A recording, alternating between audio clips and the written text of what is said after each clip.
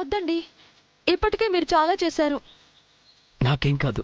పంతులు గారు, నేను ప్రదక్షిణాలకు వెళ్ళొస్తాను. తన పేరు మీద అర్చన చేయించండి. అలాగే బాబు, పేరు చెప్పండి. సూర్యదేవర అలవేలు మంగ తయారు.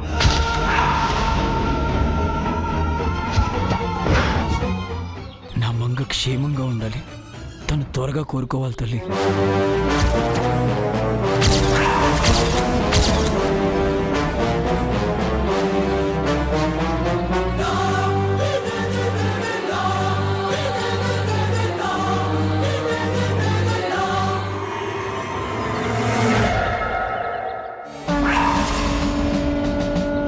చూడ్డానికి విగ్రహం చాలా చిన్నదిగా కనిపించినా ఎత్తుకోవడానికి చాలా బరువుగా ఉంటుంది బాబు.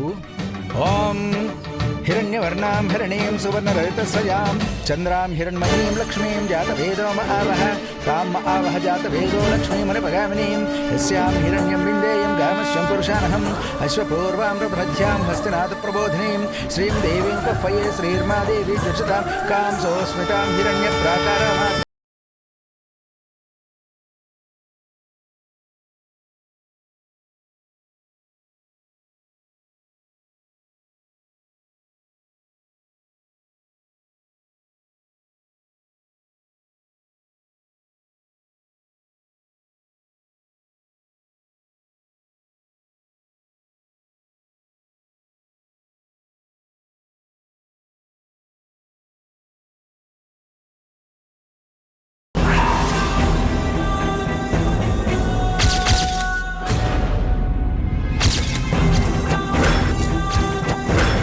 ఏమైందమ్మా?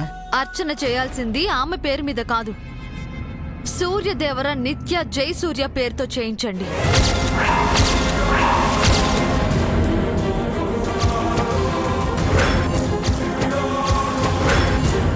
ఇదేంటి నిత్య పేరుతో అర్చన చేయమంటోంది మంగ?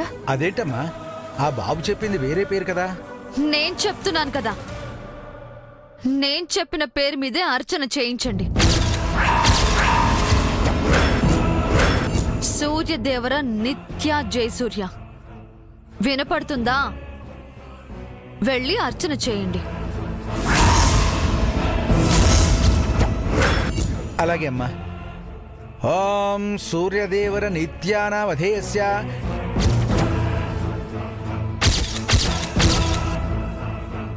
ఈ మంగకేమైనా మతిగాని పోయిందా? మరీ నిత్య భజన చేస్తోంది. ఇప్పుడే ఆపకపోతే ముందు ముందు కష్టం.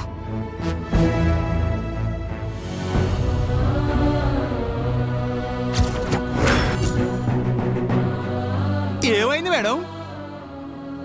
ఆయాసం వస్తుంది చార్య గారు. అందుకే మేడం మిమ్మల్ని నేను కిందే ఉండమని చెప్పాను. ఇప్పుడు చూడండి. ఏం కాదు, 2 నిమిషాలు రెస్ట్ తీసుకుని వెళ్దాం.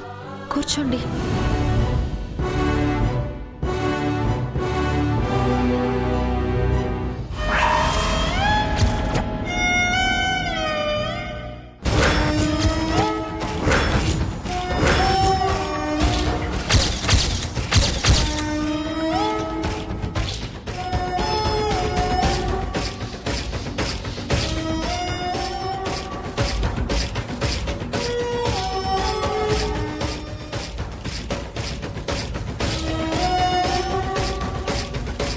నువ్వు ఇలారా.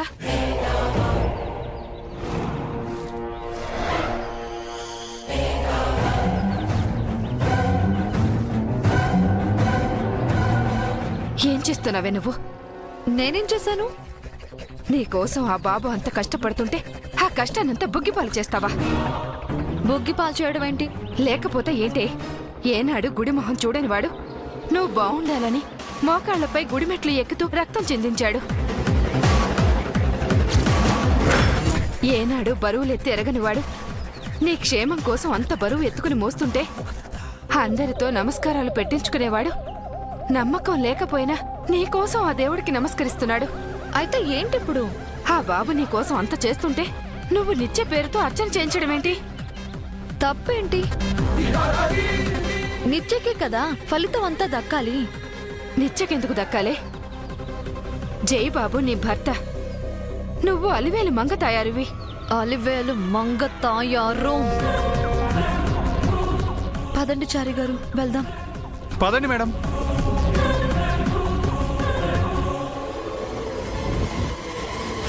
నీకు ఆ బాబుకి మధ్యలో మళ్ళీ ఆ నిత్య ఎందుకు? ఏ ఉండకూడదా? నిత్య ఇచ్చిన స్థానంలో నిత్య ఉండకూడదా? ఎలా ఉంటుందే? తను చనిపోయింది కదా. కాదు, బ్రతికి ఉందని చెప్పానా? అయినా నేనెన్నాళ్ళు బ్రతుకుతానని? ఎన్నాళ్ళు బతకడం ఏంటే? త్వరలోనే పోతాను కదా.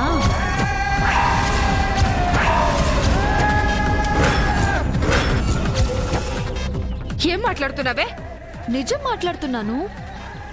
మంగకి పోయే కాలం దగ్గర పడింది.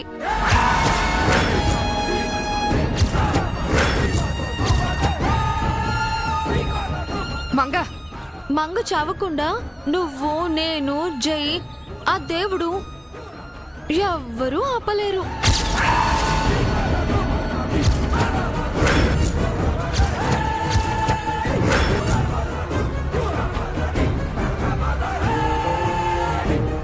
శాపం దాన్ని ఎత్తుకెళ్ళిపోతుంది. అది చావడం ఖాయం.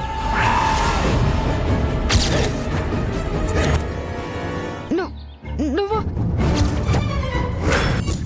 నువ్వు ఏంటి, నాలుక తడబడుతుందా? గొంతు దాటి మాట బయటికి రావట్లేదా? నేనే నిత్య శ్రీనివాస్ని. కాదు కాదు, సూర్యదేవర నిత్య జయసూర్యని.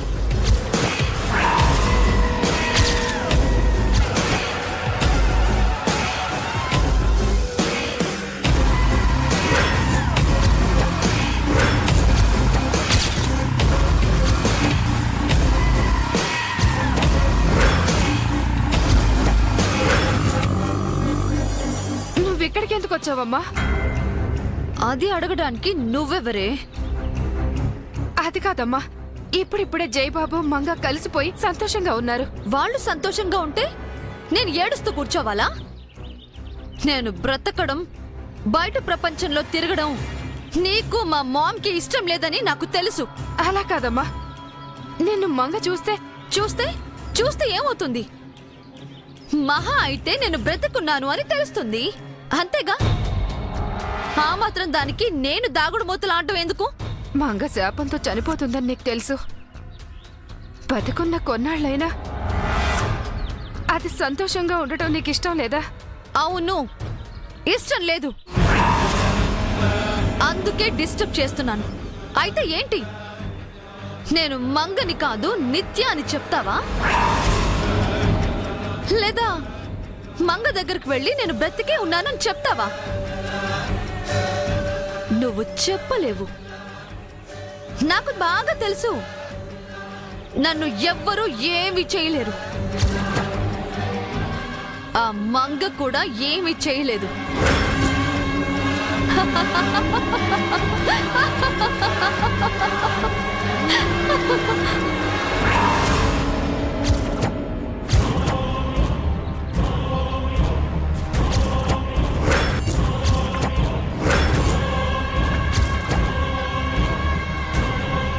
అదిగో నీ మంగ తయారొచ్చింది.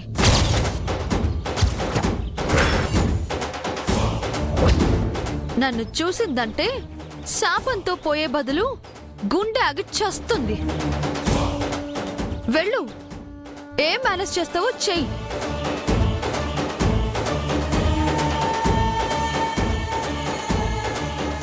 చారి గారు, మేడం, ఆయన ఎక్కడా? ఏ గుడికి వచ్చారా?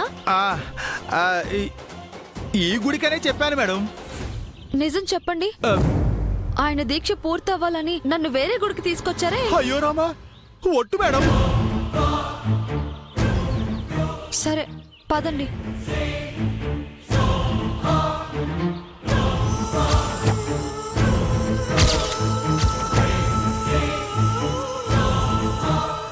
మంగా, అమ్మా,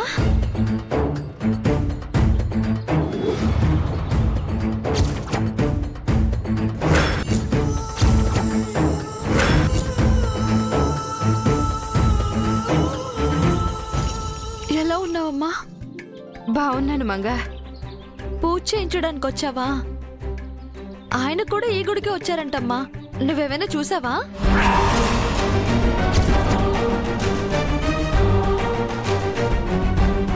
చూడలేదా?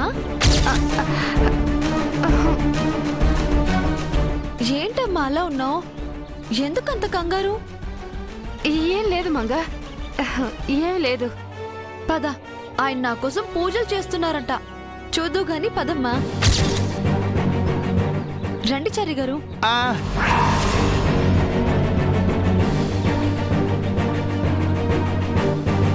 అయ్యో భగవంతుడా, ఇప్పటిదాకా నిత్య జయబాబుతో ఉంటే ఇప్పుడు మంగతో ఏం మాట్లాడతాడో ఏంటో.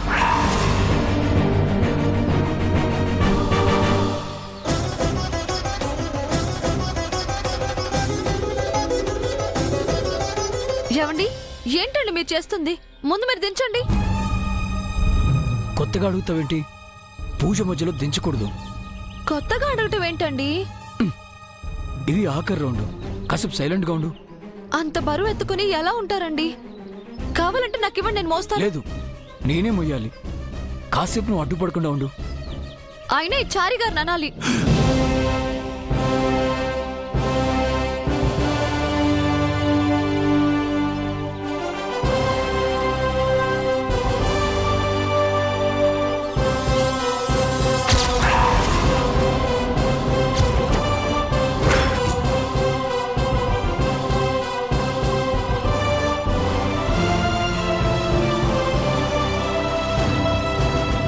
అయ్యో అయ్యో రమా,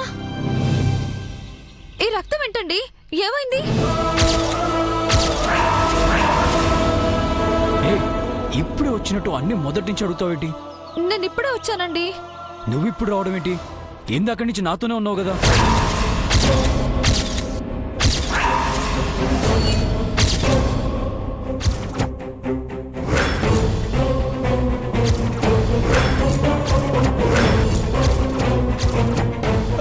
లేదు సార్, నేను మేడం ఇప్పుడే వచ్చామండి.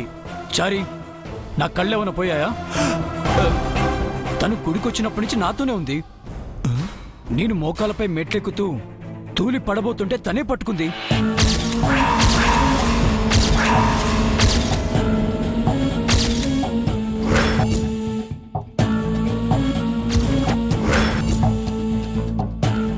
ఈ విగ్రహం ఎత్తుకునే ముందు కూడా తను వద్దనే చెప్పింది. తన పేరుతో అర్చన కూడా చేస్తున్నాను. ఏం మాట్లాడుతున్నారు సార్? మేడము నేను 5 నిమిషాల ముందే వచ్చాం, ఇప్పుడే మిమ్మల్ని కలుస్తున్నాం. అయితే మరి తను నాతో ఉన్నట్టు భ్రమపడ్డారేమో సార్. మేడం గారు ఎప్పుడూ మీ పక్కనే ఉండాలని మీరు ఎప్పుడూ కోరుకుంటూ ఉంటారు కదా.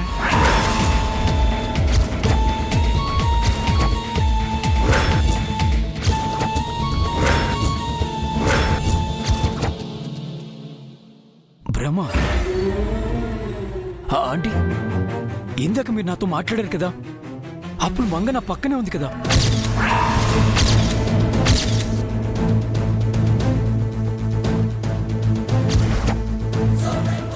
లేదు బాబు, మీరొక్కరే ఉన్నారు. మీరే నాతో మాట్లాడారు.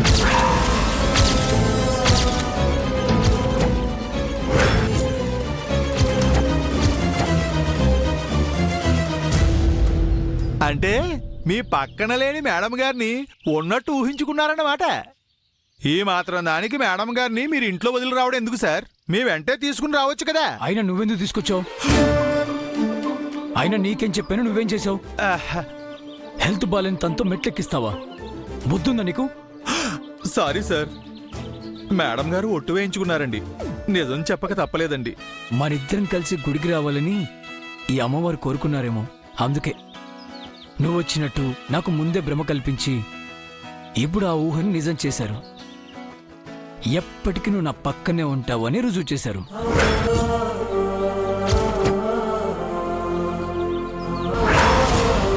నువ్వు క్షేమంగా ఉండాలని, త్వరగా కోలుకోవాలని ఇదంతా చేశాను మంగా.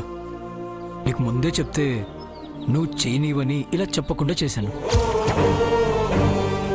చరి సార్, నువ్వు చెప్పినవన్నీ చేశాను. ఫలితం దక్కుతుందంటావా?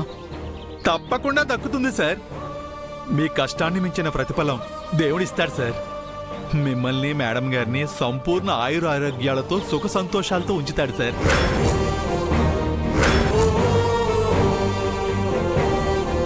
ఆ భగవంతుడిని నేను కూడా అదే కోరుకుంటున్నాను. నేను వస్తాను బాబు, నాకు పనుంది. ఉంటాను మంగా. నన్ను క్షమించు మంగా. జీవితంలో మొట్టమొదటిసారి నేను నీకు అబద్ధం చెప్పాను.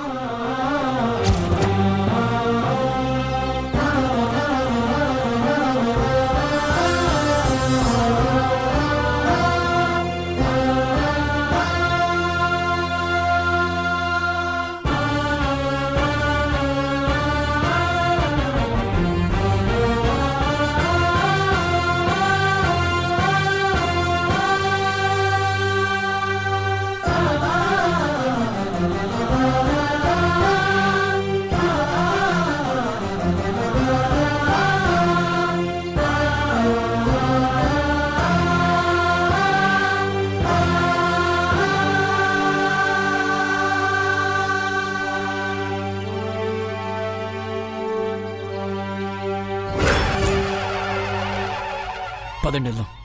మీరు వెళ్ళండి, నేను పూజారి గారితో మాట్లాడేసి వస్తాను.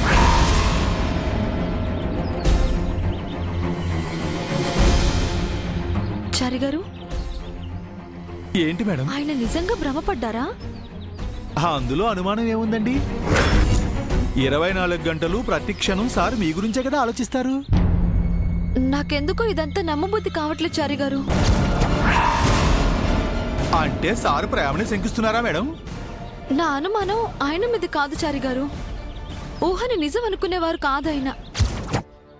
నన్ను చూడగానే మా అమ్మ కళ్ళల్లో సంతోషం కనిపించాలి, కానీ నాకు కంగారు కనిపించింది. నా గాయాన్ని చూసి మా అమ్మ బాధపడాలి, కానీ భయపడుతున్నట్టుగా అనిపించింది. అది భయమేనే, నేను పెట్టిన భయం. ఇందాక పంతులు గారు కూడా నా వంక అదోలా చూశారు. ఇదంతా చూస్తుంటే నాకేదో కొడుతుంది చారి గారు. మీ అనుమానం ఏమిటి మేడం? ఆ రోజు వ్యాన్ డ్రైవరు నేనే డబ్బులిచ్చి యాక్సిడెంట్ చేయమన్నానని చెప్పాడు. అతను అలా ఎందుకు చెప్పాడు? భయపడి చెప్పుంటాడు మేడం. లేదండి, నాకింకేదో కారణం ఉందనిపిస్తుంది. నిత్య బ్రతికే ఉందేమో అనిపిస్తుంది.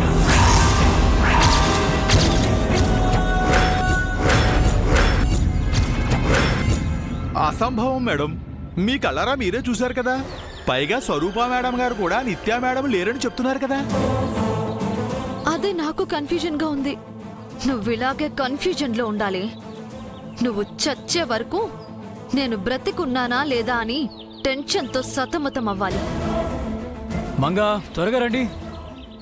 వస్తున్నానండి.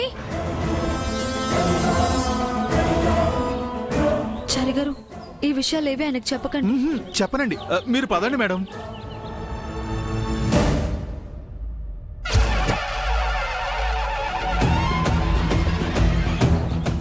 నిత్య, మంగ పైకొచ్చింది, నిన్ను చూసిందా? ఆ ఛాన్స్ నేను దానికి ఎందుకు ఇస్తానే? దాన్ని కన్ఫ్యూజన్ లో పెట్టి వచ్చాను. Thank God. త్వరగా పద, మళ్ళీ వాళ్ళు వచ్చేస్తారు.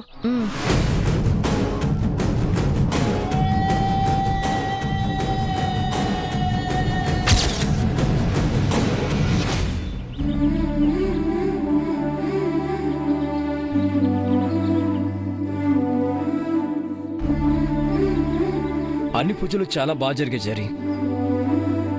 నాకు ఫుల్ సాటిస్ఫాక్షన్గా ఉంది. మంగ కూడా వచ్చింది, పూజ ఫుల్ఫిల్ అయింది. పదండి. పదండి సార్.